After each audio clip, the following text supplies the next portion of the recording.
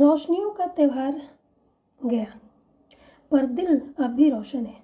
दुआओं की खुशबू अब तक हवाओं में जैसे महका रही है।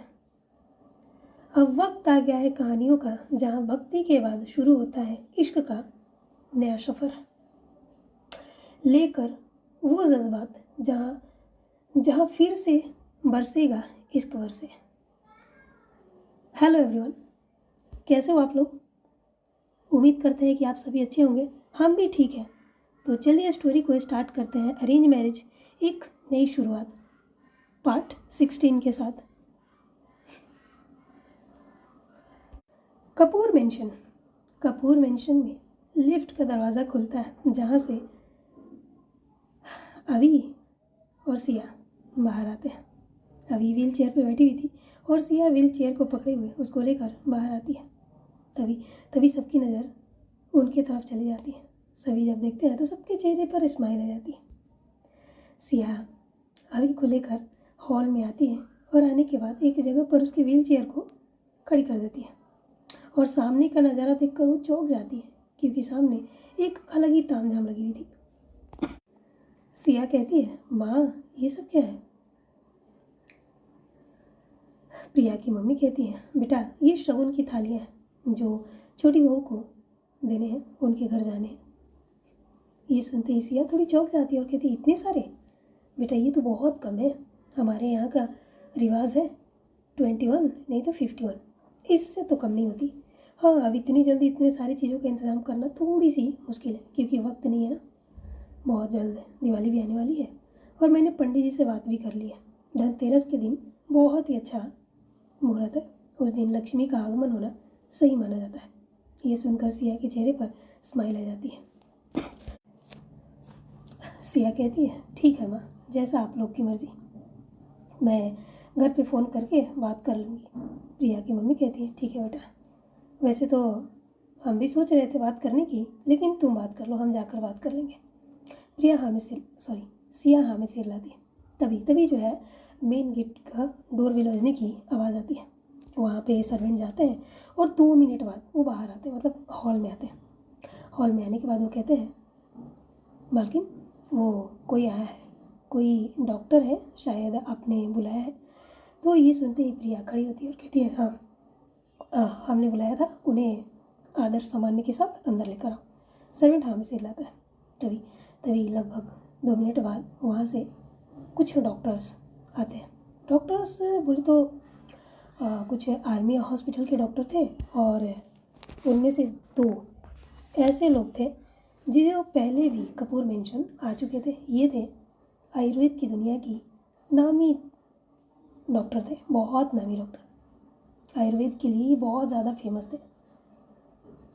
एक बार जब अभी कोमा में चली गई थी तो उनका ही इलाज लगभग 1 साल से ज़्यादा चला था, और उसके बाद अभी कोमा से बाहर आ चुकी थी। सिया ने बोलकर उन्हें बुलवाया था। वो आते हैं और आकर सामने खड़े हो जाते हैं। सिया जब उन्हें देखती है तो अपना हाथ जोड़ लेती है, और वो लोग भी सिया को पहचान लेते हैं। वो भी अपना हाथ जोड़ते हुए कहते हैं, नमस्ते। सिया भी उन्हें नमस्ते करती है, बाकी परिवार वाले भी।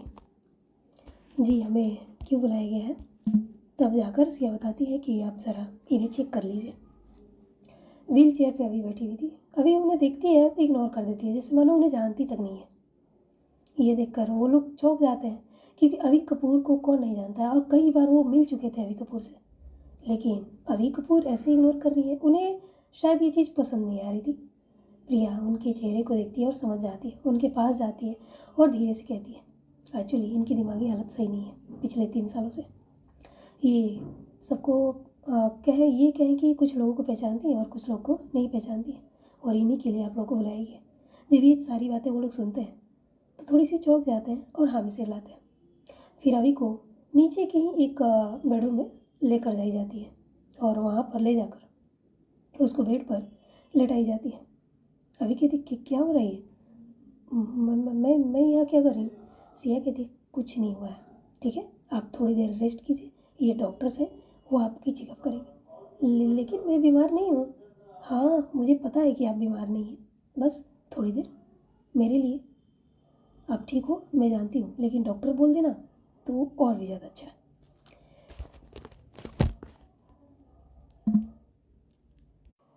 अभी कुछ नहीं बोल पाती। आखिर सिया की बातों को टालना अभी के लिए इतना आसान थोड़ी था। वो मान जाती है और सिया का हाथ पकड़ लेती है। पहले जो आर्मी वाले थे, आर्मी हॉस्पिटल के जो डॉक्टर्स थे ना, वो आते हैं सामने और आकर चेकअप करते हैं और सेम पुरानी वाली चीज़ें बताते हैं। ये बिल्कुल ठीक है, बस इनकी दिमागी हालत थोड़ी सी सही नहीं है, टाइम से दवा दीजिए, ये कीजिए। बस पुरानी चीज़ें ही, कुछ भी नया नहीं थी, कुछ भी नहीं। और पैरों को लेकर भी वो बिल्कुल क्लियर थे कि इनके बॉडी बिल्कुल ठीक है, ये अगर चाहे तो खड़ी हो सकती है। जब वो लोग चेकअप करके जब साइड हो जाते हैं ना, तब जाकर आयुर्वेद डॉक्टर जो थे, इनका नाम रामदीन होता है। ये रामदीन के नाम से बहुत ही अच्छे से जाने जाते हैं, खास करके आयुर्वेद की दुनिया में। इनको गुरु के तौर पर भी देखी जाती है, आयुर्वेद के गुरु के तौर पे। खैर, वो आते हैं और आकर कुछ चीज़ें अपने बैग से निकालते हैं और निकालने के बाद काफ़ी अच्छे से अभी को चेक करते हैं। पहले उसके पैरों को देखते हैं, पैरों को देखने के बाद उसकी शीर के पास जाते हैं और उस पर हाथ रखते हैं। और हाथ रखते ही उसमें थोड़ी बहुत होती नहीं है, क्या बोलते हैं, मालिश वगैरह टाइप का कुछ करते हैं। और करने के बाद धीरे धीरे अभी की जो है आंखें बंद हो जाती है, जैसे मानो वो मालिश करने से उसके दिल को शांति मिलती है या उसके शरीर को आराम मिलती है, वो नींद में चली जाती है। और उसके बाद उनका चेकअप जो है स्टार्ट होती है। बड़ी आराम से अभी को पीछे पलट दी जाती है, पेट के बल और सिर के पीछे से जहाँ जहाँ उसको चोट लगी थी 3 साल पहले, उस जगह को बहुत ही गौर से देखते हुए कुछ चीज़ों के ज़रिए उसकी चेकअप की जाती है। करीबन 10 मिनट लगातार चेकअप करने के बाद वो अभी को फिर से सीधा कर दी जाती है और एक चादर उड़ा दी जाती है और साइड में जाकर वो लोग बातें करने लगते हैं। सिया कहती है, जी क्या हुआ है इन्हें और ये कब तक ठीक हो जाएंगे? इनकी हालत समझ में नहीं आती। कभी कभी बिल्कुल लगता है कि ये ठीक है और कभी कभी ऐसा लगता है बच्चों की तरह बिहेव करने लगते हैं, चीज़ों को भूल जाते हैं। मेरे साथ क्या हुआ, इनके साथ क्या हुआ था 3 साल पहले, उन चीज़ों को कभी याद आ जाती है और कभी भूल जाते हैं। पैनिक अटैक आना, ये सारी चीज़ें सिया जो है खुलकर उनके सामने रखती है। प्रिया थी, वो भी सिचुएशन को 3 साल बाद, जो एक्सीडेंट के बाद जो चीज़ें हुई थी, वो सारी चीज़ें बताती हैं। वो सारी चीज़ें सुनने के बाद गुरु रामदीन कहते हैं, देखिए इनके दिमाग पे काफ़ी गहरा असर पड़ा है शायद आपके जाने के बाद, और कहीं ना कहीं इनके वो चीज़ जो है अभी भी दिल और दिमाग में बैठ चुकी है। ये कभी कभी कुछ चीज़ों को भूल जाती हैं क्योंकि इनका दिमाग शायद कुछ साल पहले उस चीज़ को हैंडल नहीं कर पाया था और इसी कारण इनके दिमाग पे काफ़ी बुरा असर पड़ा है। और ये इनको जब वो चीज़ याद आती है ना, तो वही सदमे की तरह, एक पैनिक अटैक की तरह वो सामने आता है। और जब ये चीज़ों को भूल जाती हैं तो पूरी तरह से ये खुद को भी भूल जाती है। हालांकि ये बिल्कुल ठीक है, ज़्यादा कोई प्रॉब्लम नहीं है और मुझे ऐसा लगता है कि अब ये धीरे धीरे रिकवर कर रही हैं शायद आपके आने के बाद। इनको अगर आप लोग हमें नहीं भी बुलाते हैं तो ये आने वाले 1-1.5 महीने में ये पूरी तरह से लगभग ठीक हो जाएंगी। लेकिन अब जब हम आ गए हैं तो आप चिंता मत कीजिए, मैं कुछ आयुर्वेदिक चीज़ें और कुछ तरीके मैं बताऊंगा जिससे इनकी रिकवरी काफ़ी तेज़ी से होगी। हो सकता है कुछ दिनों में ये पूरी तरह से ठीक भी हो जाए, क्योंकि इनकी दिमागी हालत काफ़ी हद तक सुधरना स्टार्ट हो चुकी है। और कहीं ना कहीं मुझे लगता है कि आपके आने के बाद से ये चीज़ें बदलना स्टार्ट हुई है। इनको दवाई की नहीं, बस ऐसा मानिए कि आपके साथ, आपका आसपास होना ही इनके लिए काफ़ी है। कुछ मरीजों के लिए जो उनके दिल में है, जो उनके सामने है, जिसे वो बहुत ज़्यादा पसंद करते हैं, उनका सामने रहना भी दवाओं की तरह काम करता है। और शायद इनके सिचुएशन में आपका होना बहुत ज़रूरी है। सिया ये सुनती है और हाँ में सिर लाती है, लेकिन फिर भी कहती है, लेकिन फिर भी आप इनको थोड़ी सी, मतलब होता है ना, रिकवरी के लिए कुछ अगर हो पाए तो कहते हैं हाँ बिल्कुल मैं दूंगा ना, और ये खड़ी हो सकती हैं, कोई दिक्कत नहीं है। बस इनकी बॉडी में थोड़ी सी कमज़ोरी वगैरह है और वो ठीक से खान पीन पे ध्यान दिया जाए, और मैं कुछ अलग से लेप वगैरह बनाने का तरीका बता दूंगा, आप उनकी बॉडी में सुबह शाम करके लगाइए और इनकी काफ़ी अच्छे से रिकवरी होगी। इनकी बॉडी की पैरों की जो हड्डियाँ हैं वो मजबूत होंगी, और जहाँ पे गोली वगैरह लगी है वो सब भी। सिया हमें सिरलाती है। रामदीन जो है अपने साथ जो आदमी लेकर आए थे, जो शिष्य बोले या उनका असिस्टेंट जो भी, वो लेकर आए थे, उनको कुछ इशारा की जाती है। वो अपने बैग से कुछ दवाइयाँ वगैरह निकालते हैं, वहाँ पे रखे टेबल पर अच्छे से फैला देते हैं। फिर रामदीन वहाँ जाते हैं और जाकर लगभग 4-5 दवाइयों को लेकर एक साथ मिक्स करके उसका पाउडर चूरन बनाते हैं, और चूरन बनाने के बाद एक छोटा सा डब्बा में डाल देते हैं और कहते हैं कि इसे दूध के साथ मिक्स करके इनको सुबह में और रात में सोते वक्त पिलाइए। और कुछ जड़ी बूटियाँ देते हैं जिसे बताते हैं कि इसे किस तरह से पीसकर गर्म करके लेप बनाया जाए, और लेप बनाने के बाद इनकी बॉडी में यानी कि कमर से नीचे अच्छे से रात को सोते टाइम लगाया जाए, और पूरी रात जब ये सूख जाएंगी तो सुबह में उठकर नहला दिया जाए। इस तरह से काफ़ी सारी चीज़ें समझाते हैं, और समझाने के बाद कहते हैं बस ऊपर वाले पर भरोसा रखिए, अगर सब ठीक रहा तो ये कुछ ही दिनों में पूरी तरह से ठीक हो जाएंगी।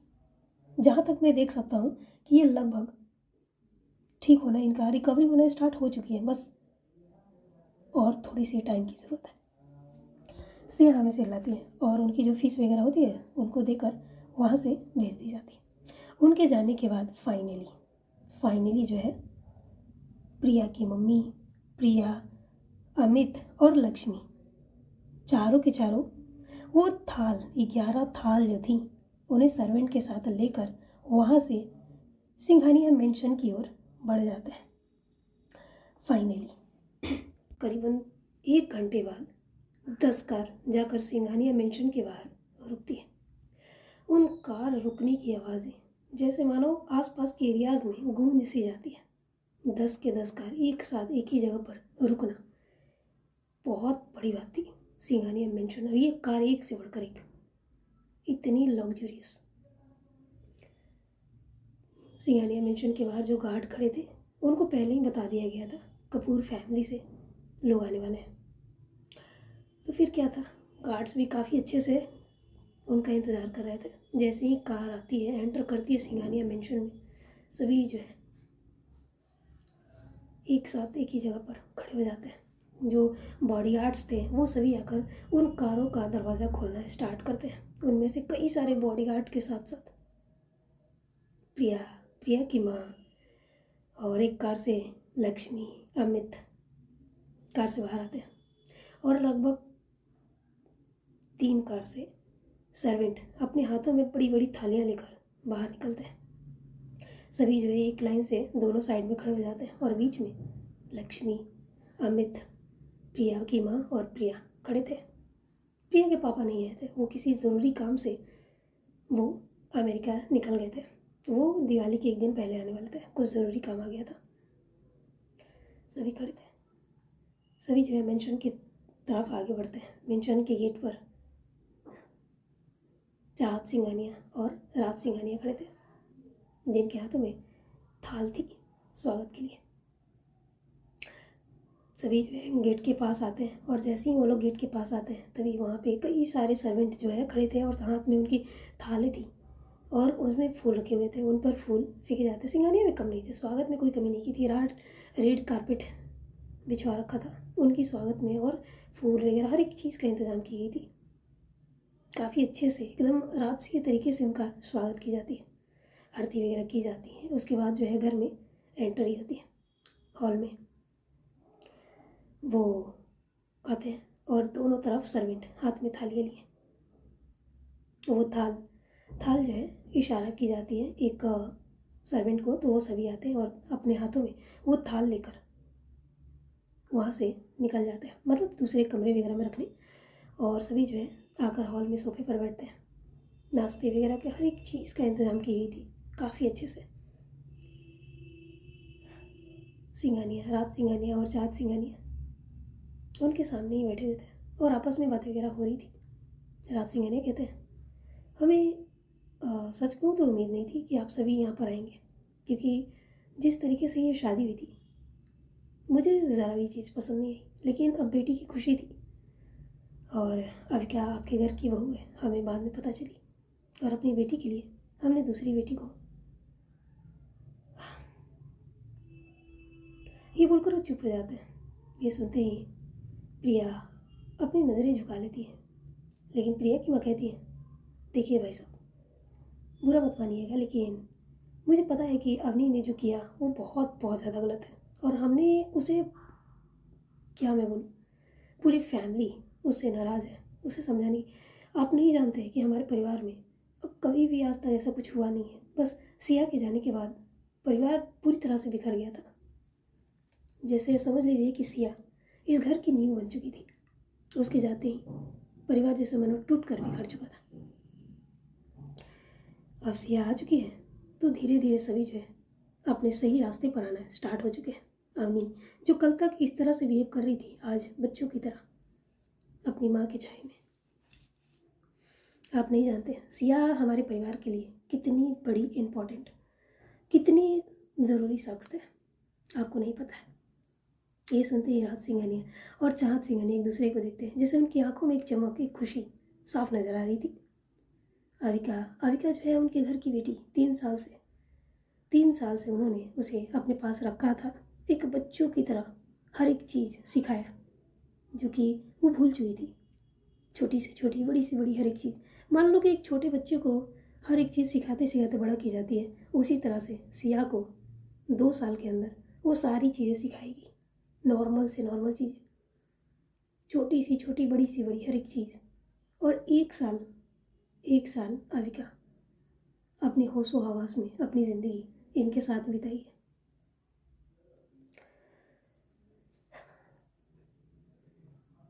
चाहत सिंघानिया कहती है, हमें नहीं पता कि अविका आपके परिवार के लिए क्या मायने रखती है, लेकिन हम जानते हैं कि हमारे परिवार के लिए अविका सिंघानिया बहुत ज़रूरी है।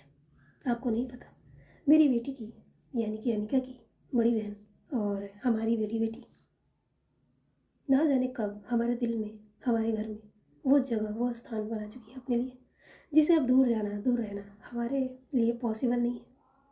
अनिका अपनी बहन के साथ रहने के लिए, उसके साथ जो भी गलत हुआ उस सबको अपना चुकी है, और हम चाहते हैं कि हमारी दोनों बेटियां खुश रहें अपने जीवन में। मिस कपूर ने जो कुछ भी किया हमारी बेटी के साथ, सच कहूँ तो अगर अविका नहीं होती तो हम कभी भी इस रिश्ते को अपनाना तो वो दूर की बात है, हम यहाँ रहना भी पसंद नहीं करते, लेकिन अब मजबूरी है।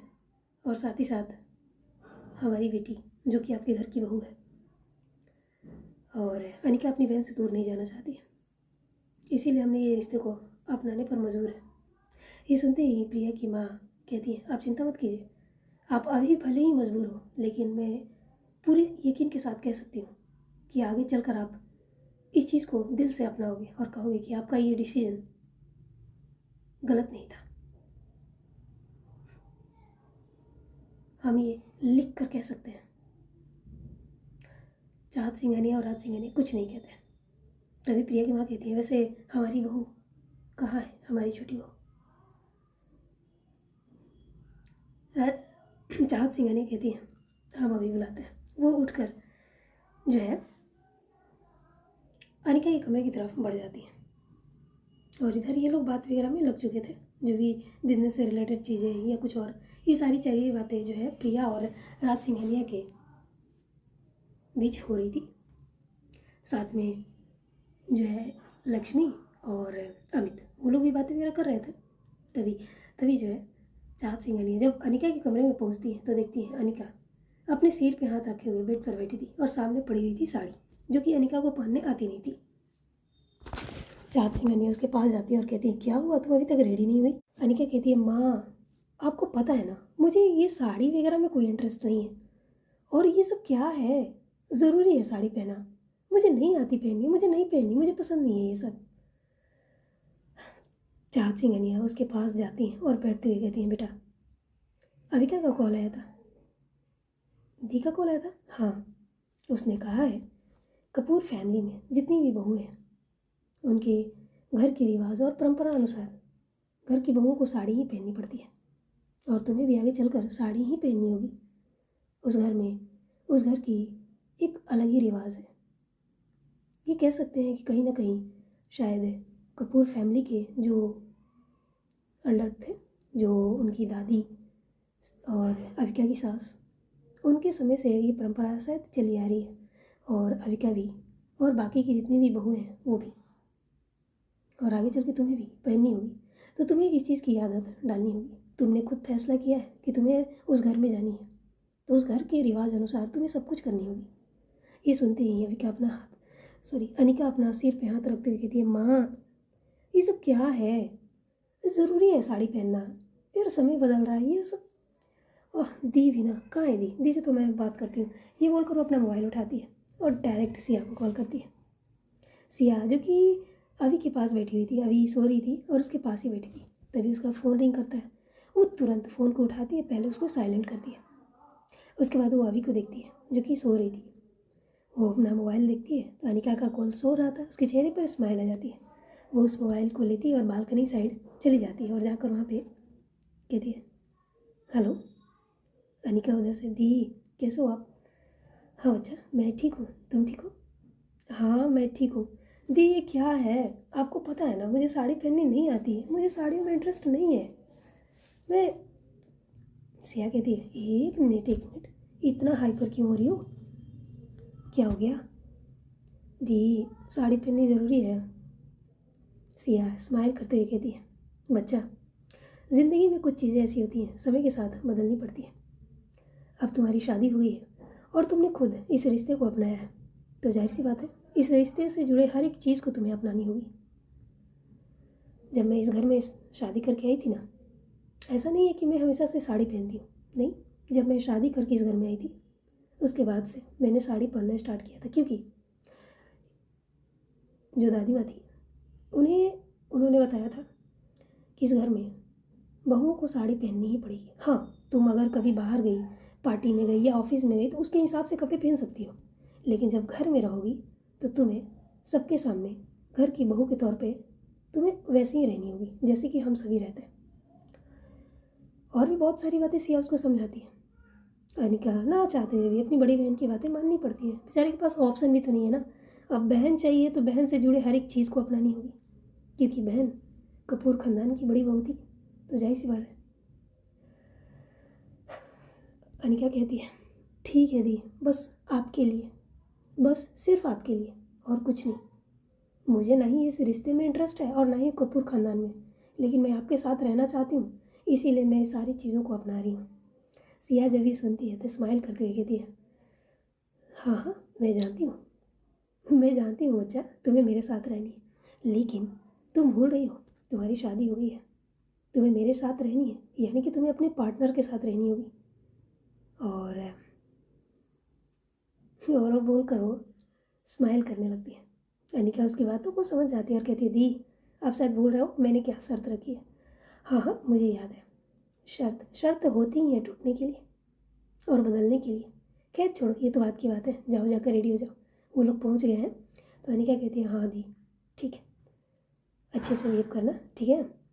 और हाँ, वो जो ओल्ड लेडी है ना, हमारे घर की बड़ी सदस्य है, राजपूत ख़ानदान की मालकिन और प्रिया राजपूत की माँ, और ये भी कह सकते हैं कपूर ख़ानदान में उनका काफ़ी अच्छा रुतबा है, ठीक है। और हाँ, सबके पैर छू के प्रणाम कर लेना, क्योंकि वो घर, ये सभी सदस्य जो हैं घर के बड़े हैं। और हाँ, लक्ष्मी और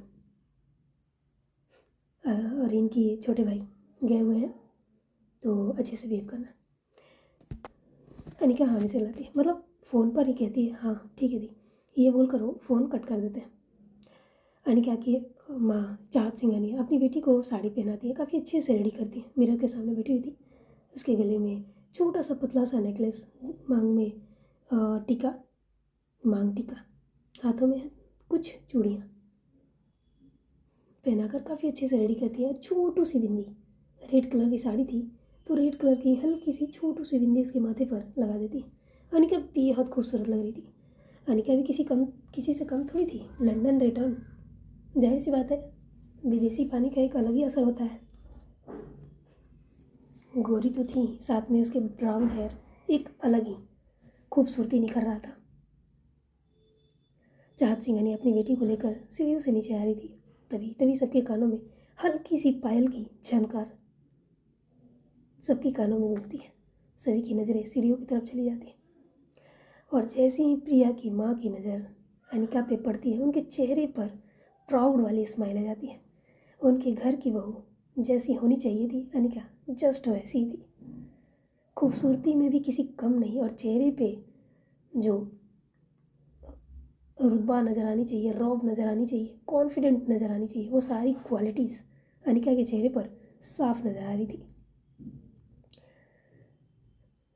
प्यार भरी नज़रों से बस स्माइल करते हुए अनिका को देखे जा रही थी। इधर अमित की नज़र भी जैसे ही पड़ती है अनिका पर, वो भी खुश हो जाता है। कहते हैं ना भाई, जो भी हो, हमारे घर का रुतबा जो अलग है, वैसे ही फैमिली मेम्बर्स भी आनी चाहिए ना रिश्तों में।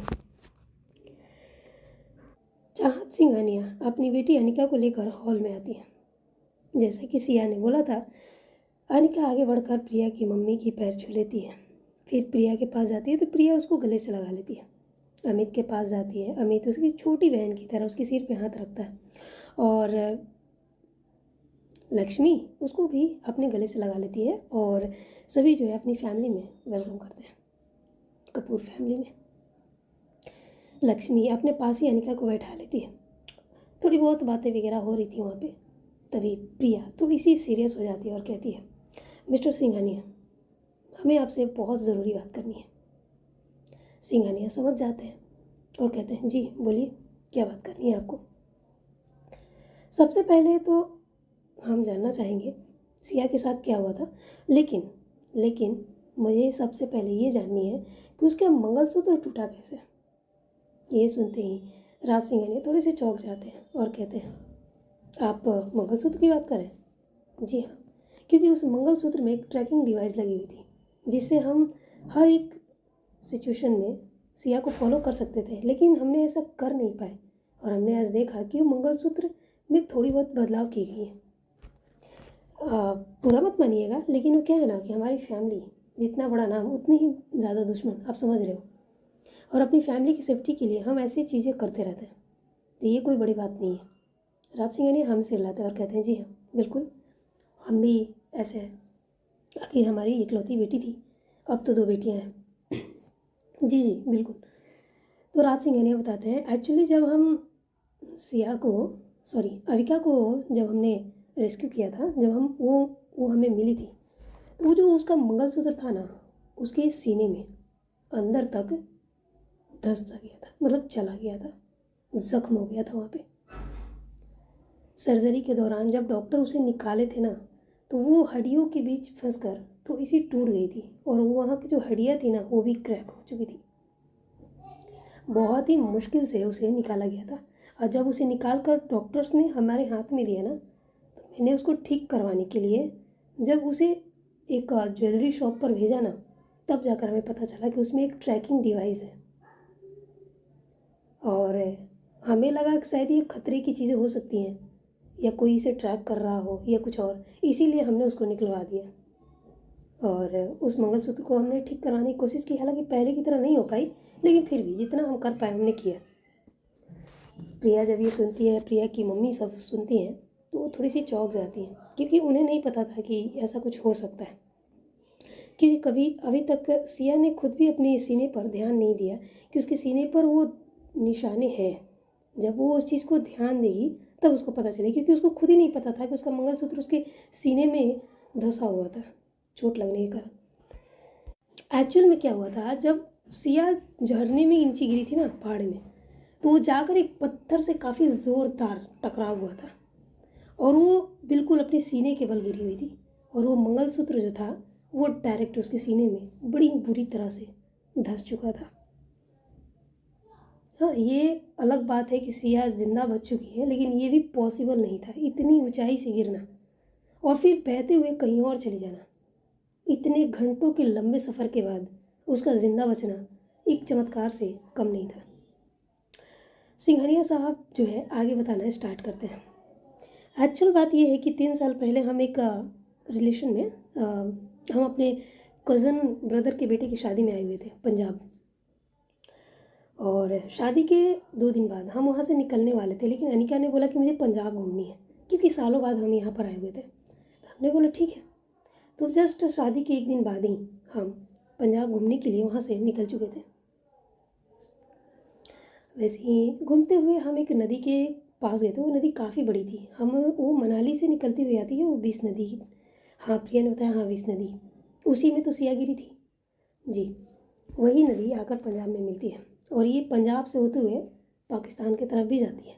प्रिया हमें से लाती है। तो हम लोग बस ऐसे ही घूमते फिरते, अनिका ने बोला कि मुझे नाव पे बैठनी है, वहाँ पे काफ़ी सारे नाव थे। तो बच्चे की खुशी के लिए हमने भी बोला ठीक है चलो घूमते हैं। हमारे कुछ और भी रिश्तेदार थे जो घूमने के लिए आए थे साथ में, तो हम लोग भी बैठकर इसी तरह निकल गए थे। लेकिन अचानक क्या होता है कि कुछ दूर आगे जाने के बाद हमारी नाव में एक कपड़े का टुकड़ा फंस चुका था, और जैसे जैसे नाव आगे बढ़ रही थी, वो कपड़े के खिंचाव की वजह से उस कपड़े में फंसा इंसान भी हमारे साथ ही बहता चला जा रहा था। उस वक्त हम सब तो अपनी चीज़ों में बिजी थे, इधर उधर के नज़ारे का लुत्फ़ उठा रहे थे। लेकिन ना जाने क्या होता है, अनिका की नज़र उस कपड़े पर जाती है। वो झुक कर उस कपड़े को उस नाव से निकालने की कोशिश कर रही थी। ऐसा करते हुए अचानक एक हाथ अनिका के हाथों से टकरा जाती है। ये होते ही अनिका की चीख निकल जाती है। अनिका वहाँ बैठी थी, उसकी आंखों में आंसू आ जाते हैं अपनी ये स्टोरी सुनने के बाद, क्योंकि ये सच थी। वो अनिका ही थी जिसे सिया से उस वक्त टकराई थी। ये यूँ कहूँ कि उनकी किस्मत थी जो दोनों बहनों को मिलाई थी। जब सबने अनिका की चीखें सुनी तो हम उसके पास गए और बोले क्या क्या हुआ बेटा। अनिका ने बताया पापा देखो ना, यहाँ कोई है। जब हम वहाँ पर गए तो देखे कि हाँ, वहाँ पर नाव में फंसी थी उस लड़की की साड़ी, और वो लड़की मरी थी या जिंदा थी हमें नहीं पता, लेकिन फिर भी हमने देखा, हमने उसको पानी से बाहर अपने नाव में लाया। उसकी हालत इतनी बुरी थी, इतनी बुरी कि हम उसको एक नज़र देखते ही समझ गए कि ये बचने वाली नहीं है। लेकिन फिर भी इंसानियत के नाते हमने उसको काफ़ी अच्छे से चेक किया, लेकिन सांसें चलने की ज़रा भी हमें एक भी नफ्स जो है महसूस नहीं है कि हाँ ये ज़िंदा है या मरी हुई है। हमने तो सोचा था कि उसको उसी में डाल देते हैं, क्योंकि अगर नदी में बहती हुई आई है, अगर ये मर चुकी है, तो इसी तरह से इसकी बॉडी भी है ख़त्म हो जाएगी। लेकिन जब हम उसको कुछ समय बाद उसमें डालने ही वाले थे दोबारा, तो अनिका ने तुरंत मेरा हाथ पकड़ लिया और बोला नहीं पापा, हाँ हाँ हम इनको एक बार हॉस्पिटल लेकर चलते हैं। पता नहीं क्यों मुझे ऐसा लग रहा है कि ये ज़िंदा है। हमने ये सुना थोड़ी चौंक गए। अनिका क्या बोल रही है? नहीं पापा, मुझे ऐसा लग रहा है कि ये जिंदा है। नहीं बेटा देखो, एक भी नस नहीं चल रही है इनकी, ज़रा भी नहीं, नब्स जो है ज़रा नहीं चल रही है, देखो चेक करो। एक्चुअल में अनिका कोई डॉक्टर नहीं थी, मेडिकल स्टूडेंट वगैरह कुछ नहीं थी, लेकिन हाँ एक होता नहीं है कि थोड़ी बहुत चीज़ें खुद भी इंसान जानकारी रखता है, क्योंकि वो फर्स्ट एड में काम आ सके फर्स्ट टाइम। तो अनिका ने भी खुद से ट्राई किया, सोचा, लेकिन उसको भी कुछ खास फर्क नहीं पड़ी। लेकिन जब उसने उसके सीने पर अपना कान लेकर गई ना, तो हल्की हल्की उसकी धड़कनों की एहसास ना जाने कैसे अनिका को सुनाई देगी। और ये काम कुछ देर पहले अनिका के पापा ने किया था, यहाँ तक कि उसके कज़न जो थे रिश्तेदार, उन लोगों ने भी ट्राई किया था, लेकिन उन्हें कुछ सुनाई नहीं दिया। लेकिन अनिका को सिया की धड़कनें कुछ पलों के लिए महसूस हुई थी।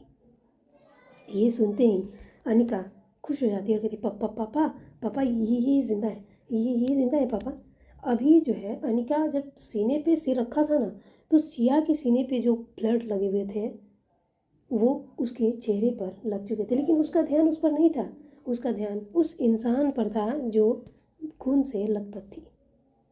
उसका शरीर पूरी तरह से ठंडा पड़ चुका था, पीला पड़ चुका था, जैसे मानो उसके शरीर में खून ही ना हो। उसके पापा कहते हैं नहीं बेटा ये ज़िंदा नहीं है, छोड़ो हटो, हम इनको यहीं पे डाल देते हैं। तो अनिका कहती है नहीं पापा, पापा प्लीज़ आप मेरी बात मानो ना, मत डालो, आप चलो ना हॉस्पिटल चलते हैं पापा प्लीज़। अपनी बेटी की ज़िद को देखते हुए चाहत सिंघानिया ने कहा ठीक है बेटा चलते हैं। सभी जो है वहाँ से निकलते हैं और उस इंसान को काफ़ी अच्छे से कपड़े में रैप करते हैं, गाड़ी में बैठते हैं और लेकर सीधे हॉस्पिटल जाते हैं। हॉस्पिटल भी जान पहचान के लोगों की ही थी, तो पुलिस केस होने के बावजूद भी वो चीज़ों को संभाल लेते हैं और चुपके से उसकी इलाज जो है स्टार्ट हो जाती है। पहले तो डॉक्टर भी कंफ्यूज थे, ये लड़की जिंदा है, कैसे पॉसिबल हो सकती है, इसकी सिचुएशन देख कर लग रहा है इसकी बॉडी में खून नहीं है, उसके बाद भी इसकी धड़कनों की उसकी धड़कनें हल्की हल्की चल रही थी। उसके ब्लड को टेस्ट किया गया, कौन सा ब्लड ग्रुप है। उस ब्लड ग्रुप के ब्लड हॉस्पिटल में मिलना लगभग नामुमकिन सा हो गया था, क्योंकि ब्लड ख़त्म हो चुके थे। लेकिन इत्तेफाक की बात यह है कि चाहत सिंघानिया का ब्लड और अनिका सिंघानिया का ब्लड, दोनों का ब्लड उस इंसान से मैच कर रहा था, यानी कि सिया से मैच कर रहा था। दोनों ने आगे बढ़कर उसे ब्लड दिया। कई घंटों की मेहनत के बाद फाइनली ऑपरेशन हो गई। लेकिन डॉक्टर ने कुछ भी कंफर्म नहीं बताया था कि ये बचेगी या नहीं बचेगी। इनको 72 घंटे बहुत भारी पड़ने वाले हैं, क्योंकि इनकी जान अभी भी खतरे में है। इनके सिर पे बहुत गहरी चोट लगी है।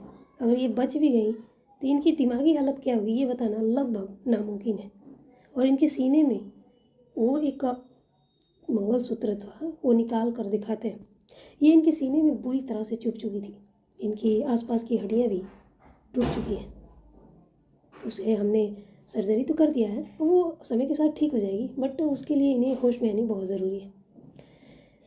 वो मंगलसूत्र राज सिंघानिया अपने हाथ में लेते हैं और उसको बड़ी गौर से देखते हैं। समझ में नहीं आ रही थी, लेकिन हाँ इतना समझ चुके थे कि ये मंगलसूत्र बहुत महंगी है, क्योंकि उसमें जो जेड लगे हुए थे ना वो बहुत बहुत ज़्यादा महंगे थे।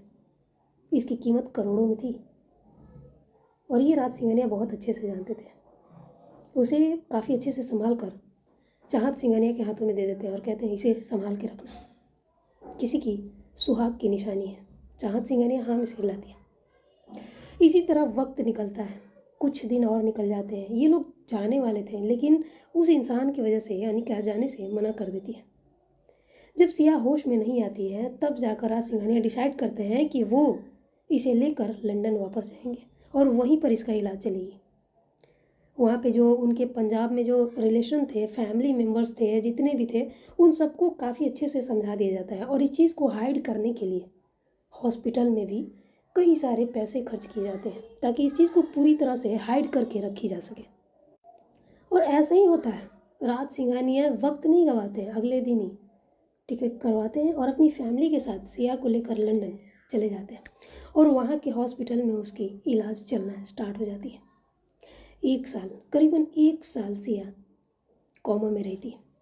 कोमा से बाहर आने के बाद वो पूरी तरह से खुद को भूल चुकी थी, यहाँ तक कि छोटी छोटी चीज़ें भी, जैसे कि तुम्हारा नाम क्या है, कैसे बोलनी है, कैसे बातें करनी है, कैसे खानी है, वॉशरूम जानी है, बाल सही करनी है, ब्रश करनी है, ये कुछ भी उसको नहीं आ रहा था। ये सारी चीज़ें संभालते संभालते चाहत सिंघानिया ना जाने कब सिया की माँ बन गई। और माँ वाली फीलिंग्स तो क्या ही कहना, बच्चों की तरह संभालते संभालते पूरी तरह से वो उसे अपनी बच्ची और अपने बच्चा समझने लगी। राज सिंघानिया भी सिया को पूरी तरह से अपना चुके थे। उसका अपना नाम देते हैं अविका सिंघानिया, अनिका सिंघानिया की बड़ी बहन। लंदन में अविका सिंघानिया एक राज सिंघानिया की बड़ी बेटी के रूप में जानी जाती है, जो कि कुछ साल के लिए वो बाहर किसी और कंट्री में स्टडी करने के लिए गई हुई थी। और जब वो वापस आई तो सबके सामने अविका सिंघानिया के नाम से उनको दुनिया के सामने पेश किया गया। लंदन में वो राज सिंघानिया की बड़ी बेटी के नाम से जानी जाती है। ये सारी बातें राज सिंघानिया, चाहत सिंघानिया और बीच बीच में अनिका बताती हैं सबको। ये सारी बातें सुनने के बाद सबकी आंखों में आंसू थे, लेकिन चेहरे पे खुशी। प्रिया की मम्मी अपने हाथ जोड़ लेती है और कहती है आपको नहीं पता है कि आपने किसकी जान बचाई है, आपको नहीं पता है। राज सिंघानिया कहते हैं हाँ पहले नहीं पता थी, लेकिन अब पता चली है कि हमने किसकी जान बचाई है। खैर वो हमारी बेटी है और हमने दिल से अपनी बेटी माना है। ये सुनते ही प्रिया खड़ी होती है और उनके पास जाती है और अपना हाथ जोड़ते हुए कहती है, आपने जो रिश्ता जोड़ा है, मैं उम्मीद करती हूँ कि आप इसे ज़िंदगी भर निभाएंगे और आगे जो होने वाली है, मुझे उम्मीद है कि आप एक माता पिता होने के नाते आप सिया को संभाल लेंगे। ये सुनते ही राज सिंघानिया और चाँद सिंघानिया चौंक जाते हैं कि क्या मतलब।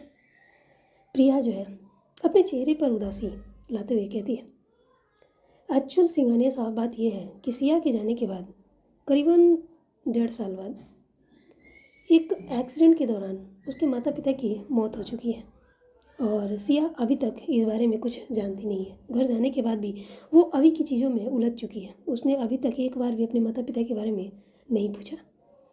तो आगे आने वाले टाइम में जब उसे सच्चाई पता चलेगी तो मैं उम्मीद करती हूँ कि आप लोग उसे संभाल लेंगे, जैसे कि आपने कहा कि आप माँ बाप। ये सुनते ही चाहत सिंघानिया खड़ी होती हैं और प्रिया के हाथों पर हाथ रखते हुए कहती हैं, आप चिंता मत कीजिए, वो हमारी बेटी है और हमने उसे अपना बेटी माना है और दिल से माना है। और दिल के रिश्ते इतने कमज़ोर नहीं होते कि छोटी छोटी चीज़ों के लिए छोड़ी जा सके। होगी वो कपूर ख़ानदान की बड़ी बहू, लेकिन है तो हमारी बेटी ही ना, अविका सिंघानिया। वो हमेशा यही रहेगी। प्रिया हम सिर लाती है और कहती है, जी बिल्कुल। वहाँ पे थोड़ी देर और बातें वगैरह होती हैं। फिर प्रिया की मम्मी कहती हैं, देखिए हमने पंडित जी से बात कर ली है, 3 दिन बाद जो है धनतेरस है और धनतेरस के दिन अनिका को हम अपने घर अपने मेंशन लेकर जाएंगे। धनतेरस के दिन हमारे घर में हमारे घर की लक्ष्मी का आगमन होगा और आप लोग भी अपनी तैयारियां कर लीजिए। और सारी तैयारियां हमने कर ली है और शगुन में जितनी भी सारी चीज़ें आई हुई हैं वो हमारे घर का रिवाज है, उसी को पहन कर अनिका हमारे घर में कदम रखेगी। चाहत सिंघानिया हमें से लाती है। अनिका जब सुनती है कि 3 दिन बाद ही उसे कपूर मेंशन जानी है तो कहीं ना कहीं उसके चेहरे पर उदासी आ जाती है, क्योंकि माँ बाप की फैमिली, माँ बाप का घर माँ बाप का ही होता है। एक बेटी, खास करके बेटी, अपने माँ बाप को छोड़कर हमेशा हमेशा के लिए किसी और के घर जाना, उसके घर को सजाना, उसके घर के फैमिली के साथ रहना बहुत बड़ी बात होती है, बहुत बड़ी। इतना आसान नहीं होती चीज़ें। खैर अनिका के लिए चीज़ें आसान हो सकती हैं क्योंकि उसकी बड़ी बहन वहाँ पर है और भी बहुत सारी चीज़ें बातें होती हैं, लेन देन को लेकर भी चीज़ें होती हैं। तो राज सिंघानिया कहते हैं, देखिए ये शादी वैसे भी हमारी मर्ज़ी से तो हुई नहीं है और हो गई है तो हम इसे निभाने के लिए तैयार हैं। और लेन देन वाली जो बातें हैं ना, आप अपनी बहू को अपने घर ले जाकर जो भी देनी है, जो भी करनी है वो आप लोग कीजिए। हमें इन सब चीज़ों में नहीं पड़नी है। हमें अपनी दोनों बेटियों पर भरोसा है, वो किसी को निराश नहीं करेंगी। ये सुनते ही प्रिया और प्रिया की माँ के चेहरे पर स्माइल आ जाती है और कहती हैं, ये भी कोई कहने की बात है, सिया की तो बात ही नहीं कीजिए। और रही बात आपकी छोटी बेटी, तो मुझे पूरी उम्मीद है कि अपनी बड़ी बहन के साथ मिलकर हमारे घर को काफ़ी अच्छे से संभाल लेंगी। राज सिंघानिया हमें सिर लाते हैं। अनिका वहाँ खड़ी थी, चुपचाप सारी बातें सुन रही थी, वो कुछ कहती नहीं है। फिर जो है खाने पीने का इंतज़ाम जो की गई थी, सभी लोग जो है साथ में बैठकर लंच करते हैं। दोपहर हो चुकी थी तो लंच का टाइम भी हो गया था, तो लंच करते हैं। लंच करने के बाद जाने की इजाज़त मांगी जाती है और जाते जाते प्रिया कहती है, सिंघानिया साहब आप नहीं आएगी अनिका को ले जाने के लिए, और हो सकता है कि हमारे और जो भाई बहन हैं साथ में वो लोग भी हैं, तो आप ज़रा ध्यान दीजिएगा। राज सिंघानिया हामी सिर लाते हैं। कहने का मतलब ये है कि स्वागत का तैयारी कीजिएगा, कपूर हैं ऐसे कैसे, समझ रहे हो ना। ये बोलकर वो वहाँ से सभी जो है निकल जाते हैं। हाँ चलो भाई, फाइनली जो है एंट्री होने वाली है कपूर ख़ानदान की छोटी बहू का। बहुत कुछ होने वाला है, बहुत कुछ। एक है मिर्ची और दूसरी शैतान, छोटी डेविल। कितनी मज़े आएंगे ना। चलो देखते हैं आगे क्या क्या होंगे, और भी बहुत कुछ हो सकते हैं। सस्पेंस है। चलो ठीक है, मिलते हैं अगले पार्ट में। और हाँ, आपको ये एपिसोड कैसी लगी कमेंट में ज़रूर बताइएगा। कमेंट करने में कोई कंजूसी मत करो, ठीक है। मिलते हैं अगले पार्ट में।